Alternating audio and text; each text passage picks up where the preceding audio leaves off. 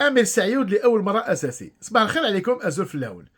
نعم، امير سعيود 99% راح يكون العشيه ضمن القائمه ولا التشكيله اللي حتدخل اساسيه ضد فريق المنتخب اللايبيري في مونروفيا في المركب سامويل كانيون دو سبورت. فوالا هذا هو اسم المركب.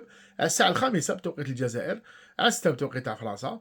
الماتش هذا جا في جو شويه يعني شغل الحاله شغل شويه راهي سوسبيسيون. الناس تقول لك راحوا لي جوار ماشي بليسين. اسماعيل بن ناصر هاوليك عندنا التصويره تاعو كي راح في المطار على كرسي متحرك سور شاز غولونت.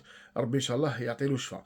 دونك امير سعيود في هذا الكونتكست هذايا كيما نقول لك لا تيتولاريزاسيون تاعو ال سامبوز، يعني باش يكون اساسي يعني سافا سوا.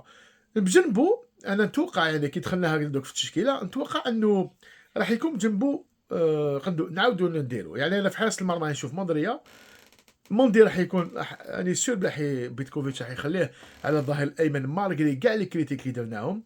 بن سبعيني وتوغاي في لاك سونترال، وحجام اللي عطى توت لي ساتيسفاكسيون شغل الكوتي كوش. في وسط الملعب راح نشوفوا زورغان، قندوسي وزروقي. انا هذه هي التشكيله اللي في وسط الميدان.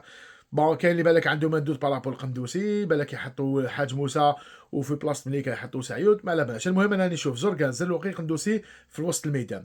على الاطراف راح نشوفوا بالرحمه بونجاح في اون بوينت، وامير سعيود راح يخلف محرز على الكوتي اليمين. بون هذا التشكيله اللي نشوف فيها هنايا بيان سور.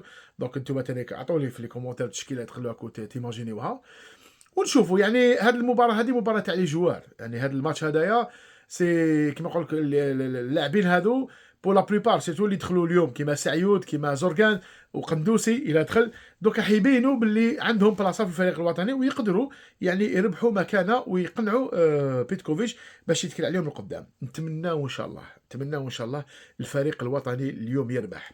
خاطش يعني لو كان يربح راح يدير البلاك وراح يهرب باربع نقاط على الملحقين المباشرين. باسكو علاش البارح في مالابو الفريق غينيا الاستوائيه والطوغو داروا ماتش نول دو بارتو.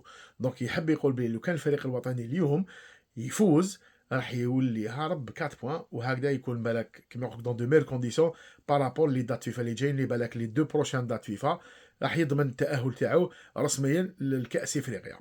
فوالا كونسيرنو واسمو السلك التحكيمي. التحكيم راح يكون من السودان. دونك عندنا محمود اسماعيل، هذا هو الاربيت برينسيبال. اللي حيساعدوا محمد عبد الله ابراهيم وعمر حميد محمد احمد. كيما نقولوا الكاتريام اربيت راح يكون عبد العزيز جعفر عبد الله استاغو. فوالا دونك عندكم كاع لا كارتوغرافي تاع الماتش هذايا. نتلاقاو من بعد شويه هكذا ان لايف قبل الماتش، من بعد نديروها لايف وين ديكورتيك كيما دوك انا ولاتنا العاده. اون فا ديكورتيكي ليكيب ونشوفوا نقيموا لي نوت ونعطوا لي جوار. دونك ما تنساوش ابونيو بارطاجيو اي سورتو كونوا معنا من بعد في اللايف. تشاو.